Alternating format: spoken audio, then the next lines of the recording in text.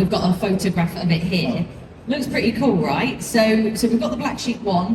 What makes this project different, unique? What makes it stand out in such a busy motorcycle market? I like truth and honesty at every level in everything I do, and from an engineering point of view, I think some of the products that exist in the motorbike space look beautiful, but if you take the plastic covers off the outside, underneath they look very messy. There are lots of cables and lots of mess that's hidden by the beautiful plastic on the outside. So I wanted to try to make an electric motorbike which was honest in the same way as old motorbikes were 100 years ago, where there was an engine, a petrol tank, a seat and wheels, and you could see everything there was, and it was what it was. There was nothing fake there. So that motorbike has not a single component on it to hide anything. There is not a cover anywhere other than for a reason, like to make it safe or something like that. And also, because it's all engineered totally from scratch, then we've thought through the cabling to the point we've shown every single cable there is on that motorbike. We're not hiding them, they're there. And there simply aren't very many, because we've thought about it really, really hard.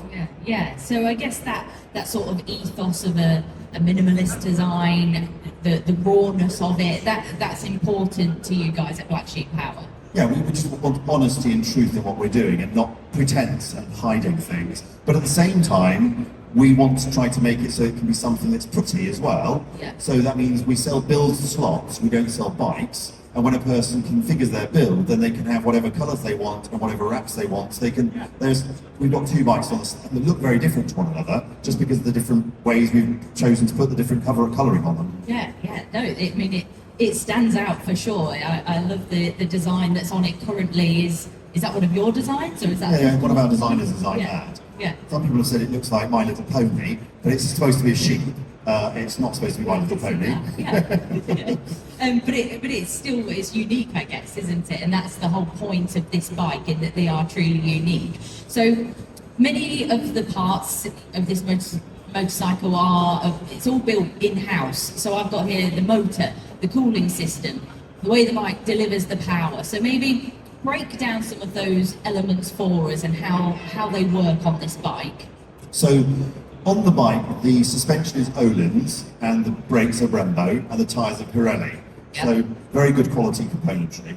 Every other part of it, literally every other single part of it, is developed by us from scratch. Right. And manufactured by us at a component level. So we don't buy a motor from a motor manufacturer, we don't buy a controller from a controller manufacturer, we don't buy a battery from a battery manufacturer, we do everything ourselves. Yeah. So if you look at custom bike building of a traditional motorbike, you buy an engine from Triumph and then you put it in a frame that makes it look different, but fundamentally you might put a different exhaust pipe on it or something, but the engine is fundamentally from Triumph. We haven't done that. At a technological level, everything in this bike is totally unique. And at the core of it is the concept of not having any wires in the power system.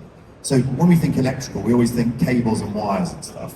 So electromagnetic fields are normally made from coils of copper wire wound around things to make electromagnetic forces.